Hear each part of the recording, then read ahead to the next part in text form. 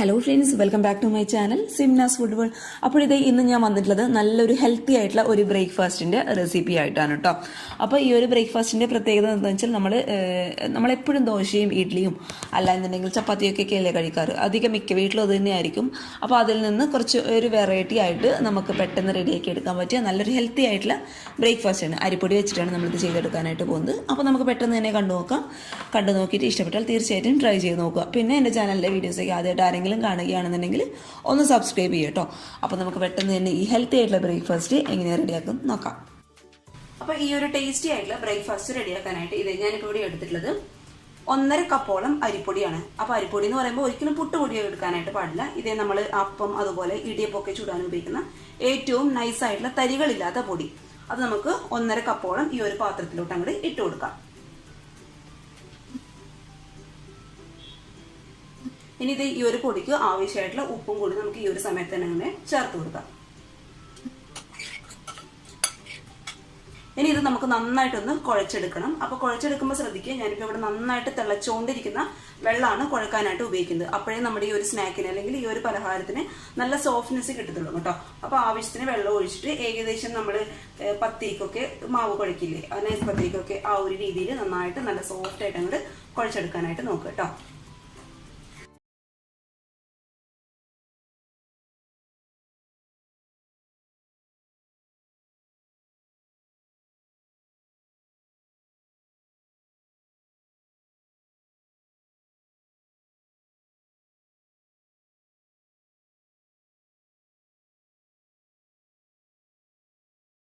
നല്ല സോഫ്റ്റ് ആയിട്ട് ഞാൻ കുഴച്ചെടുത്തിട്ടുണ്ട്. അപ്പൊ കുഴച്ചെടുക്കുമ്പോൾ ശ്രദ്ധിക്കുക, കയ്യിൽ ഒട്ടിപ്പിടിക്കുന്നു അങ്ങനെ ഒരു പ്രശ്നം ഉണ്ട് എന്നുണ്ടെങ്കിൽ കുറച്ച് ഓയിൽ തടവി കൊടുത്തിട്ട് നന്നായിട്ട് നല്ല സോഫ്റ്റ് ആയിട്ട് ഞാനിപ്പോ കുഴച്ച പോലെ നല്ല നീറ്റ് ആയിട്ടുള്ള ഒരു കൗണ്ടർ ടോപ്പിൽ ഇട്ടോ, അല്ല എന്നുണ്ടെങ്കിൽ പാത്രത്തിൽ വെച്ചിട്ട് സോഫ്റ്റ് ആയിട്ട് കുഴച്ചെടുക്കുക കേട്ടോ.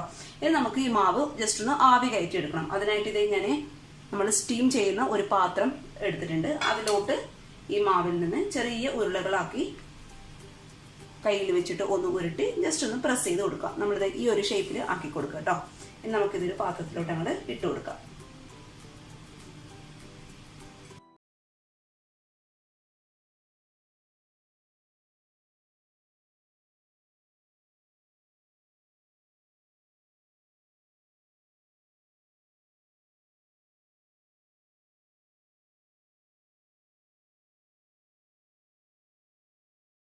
നന്നായിട്ട് പരത്തി എടുത്തിട്ടുണ്ട്. അപ്പോൾ ഇങ്ങനെ പ്രസ് ചെയ്ത് പരത്താനായിട്ട് താല്പര്യം ഇല്ല എന്നുണ്ടെങ്കിൽ ജസ്റ്റ് ചെറിയ ഉരുളകളാക്കി എടുത്താലും മതി കേട്ടോ. പക്ഷെ ഉരുളകളാക്കുമ്പോൾ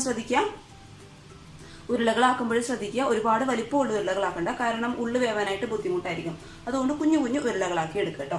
ഇനി നമുക്ക് എന്ത് ചെയ്യണം, ഇത് രണ്ടും നന്നായിട്ടൊന്ന് സ്റ്റീം ചെയ്ത് എടുക്കണം. വെള്ളം നന്നായിട്ട് തിളയ്ക്കുന്നുണ്ട്. ആ ഒരു സമയത്ത് നമുക്ക് ഈ ഒരു പാത്രം പതുക്കെ കൈയൊന്നും പൊളിക്കാതെ അങ്ങോട്ട് ഇറക്കി വെച്ച് കൊടുക്കാം.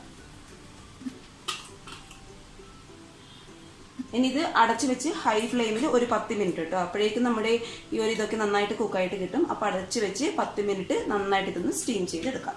അതവിടെ കിടന്ന് വേവുന്ന സമയം കൊണ്ട് നമുക്ക് ഈ ഒരു ബ്രേക്ക്ഫാസ്റ്റിന് ആവശ്യമായിട്ടുള്ള ചമ്മന്തി ഒന്ന് അരച്ചെടുക്കണം. അപ്പോൾ ചമ്മന്തി എങ്ങനെ സാധാരണ അരയ്ക്കുന്ന പോലെ കേട്ടോ.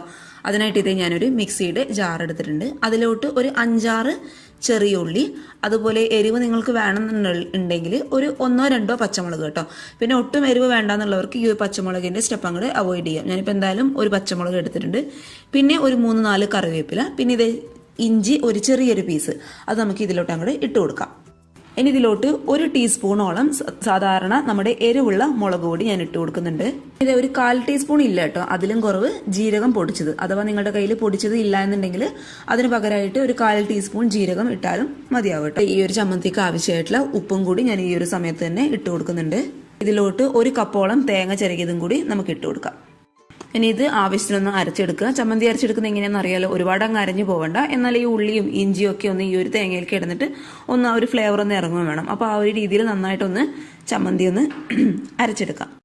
ഇനി ഞാനൊരു പാനിൽ അത്യാവശ്യം കുറച്ച് വെളിച്ചെണ്ണ ഒഴിച്ചു കൊടുത്തിട്ടുണ്ട്. ഇങ്ങനെയുള്ള ഒരു നാടൻ പലഹാരങ്ങളൊക്കെ ഉണ്ടാക്കുമ്പോൾ എപ്പോഴും വെളിച്ചെണ്ണയാണ് കേട്ടോ കൂടുതൽ നല്ലത്. അഥവാ നിങ്ങളുടെ കയ്യിൽ വെളിച്ചെണ്ണ ഇല്ലാന്നുണ്ടെങ്കിൽ ഇതിന് പകരമായിട്ട് ഓയിൽ ഒഴിച്ചു കൊടുക്കുക. അതിലോട്ട് 1 ടീസ്പൂണോളം കടുക് ഞാൻ ഇട്ട് കൊടുക്കുന്നുണ്ട്. അതിൻ്റെ കൂടെ തന്നെ 1 ടീസ്പൂണോളം ഉഴുന്ന്. അപ്പോൾ ഉഴുന്ന് പൊട്ടി ഈ ഒരു ബ്രേക്ക്ഫാസ്റ്റിൻ്റെ കൂടെ കടിക്കാനായിട്ട് കിട്ടുമ്പോൾ നല്ല ടേസ്റ്റാണ് കേട്ടോ.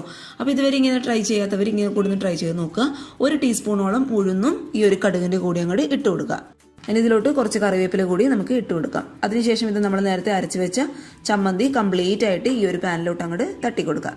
ഇനി ഇതിലോട്ട് മിക്സിയുടെ ജാറിലോട്ട് ഒരു 1/4 കപ്പോളം നന്നായിട്ട് തിളച്ചുകൊണ്ടിരിക്കുന്ന വെള്ളം ഞാൻ ഒഴിച്ചു കൊടുക്കുന്നുണ്ട്. അപ്പോൾ ഒരുപാട് വെള്ളം ഒഴിക്കരുത് കേട്ടോ. ആവശ്യത്തിന് മാത്രം വെള്ളം ഒഴിച്ചിട്ട് നന്നായി തിളച്ചുകൊണ്ടിരിക്കുന്ന വെള്ളം വേണം ഒഴിച്ചു കൊടുക്കാനായിട്ട്. ഇത് നന്നായിട്ട് തിളച്ച് വരുന്ന ആ ഒരു സമയത്ത് നമ്മൾ നേരത്തെ സ്റ്റീം ചെയ്ത് മാറ്റി വെച്ചത് നമുക്ക് ഈ ഒരു ചമ്മന്തിയിലോട്ട് അങ്ങോട്ട് ഇട്ട് കൊടുക്കാം. ഒരു സമയത്തൊക്കെ സ്റ്റൗ എന്ന് പറയുന്നത് ഏറ്റവും ലോ ഫ്ലെയിമിലാണ് കേട്ടോ. ഒരുപാട് അങ്ങ് ഹൈയോ മീഡിയം വെച്ച് കഴിഞ്ഞാൽ ചമ്മന്തി ആയതുകൊണ്ട് പെട്ടെന്ന് അങ്ങ് കരിയാനുള്ള ചാൻസ് ഉണ്ട്. അതുകൊണ്ട് ലോ ഫ്ലെയിമിൽ വെച്ചിട്ട് ഇത് പതുക്കെ അങ്ങോട്ട് മിക്സ് ചെയ്ത് കൊടുക്കുക. പിന്നെ ഇത് ഇട്ടെന്ന് കഴിഞ്ഞാൽ ഒരുപാട് സമയം ഇട്ട് തിളപ്പിക്കേണ്ട ആവശ്യമൊന്നുമില്ല. ജസ്റ്റ് ഒരു 1-2 മിനിറ്റ് മാത്രം കേട്ടോ. ഒരുപാട് സമയം ഇട്ട് തിളപ്പിച്ച് കഴിഞ്ഞാൽ നമ്മുടെ അടിഭാഗം പെട്ടെന്ന് അങ്ങ് കരിയാനുള്ള ചാൻസ് ഉണ്ട്. അപ്പോൾ ലോ ഫ്ലെയിമിൽ വെച്ചിട്ട് ഈ ഒരു ചമ്മന്തിയിലേക്ക് ഇടുന്ന് അത് നന്നായിട്ട് അങ്ങോട്ട് മിക്സ് ആവണം. അപ്പോഴാണ് കഴിക്കാനായിട്ട് നല്ല ടേസ്റ്റ് ഉണ്ടാവും കേട്ടോ. ഇത്രയേ ഉള്ളൂ. എല്ലാവരും ട്രൈ ചെയ്ത് നോക്കാം. നല്ല ടേസ്റ്റുള്ള ഒരു സാധനമാണ് കേട്ടോ. അപ്പോൾ എൻ്റെ സ്പെഷ്യൽ റിക്വസ്റ്റ് ആണ്, തന്നെ കൂട്ടിക്കോളൂ. തീർച്ചയായിട്ടും ട്രൈ ചെയ്ത് നോക്കിയിട്ട് നിങ്ങളുടെ അഭിപ്രായങ്ങൾ കമൻറ്റ് ബോക്സിൽ ഒന്ന് അറിയിക്കുക കേട്ടോ. അപ്പോൾ എളുപ്പമാണ് റെഡിയാക്കി എടുക്കാനായിട്ട്. അപ്പോൾ നിങ്ങൾക്ക് അഥവാ അങ്ങനെ ഒരു രാവിലെ ടൈം കിട്ടുന്നില്ല എന്നുണ്ടെങ്കിൽ തലേന്ന് ഈ സ്റ്റീം ചെയ്ത് റെഡിയാക്കി വെക്കുക. അതിനുശേഷം രാവിലെ ചമ്മന്തി റെഡിയാക്കി പെട്ടെന്നൊന്ന് ചടപടയെ ഒന്ന് മിക്സ് ചെയ്ത് കൊടുത്താൽ മതി കേട്ടോ.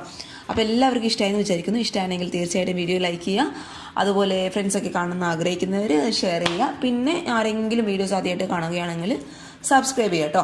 സബ്സ്ക്രൈബ് ചെയ്താൽ മാത്രം പോരാ, തൊട്ടടുത്തുള്ള കുഞ്ഞു ബെല്ലൈക്കൺ കൂടി ഇനേബിൾ ചെയ്യുകയാണെങ്കിൽ ഇതുപോലെയുള്ള നല്ല നല്ല വീഡിയോസ് ഞാൻ ഇടുമ്പോൾ നിങ്ങൾക്ക് പെട്ടെന്ന് നോട്ടിഫിക്കേഷനായിട്ട് വരും.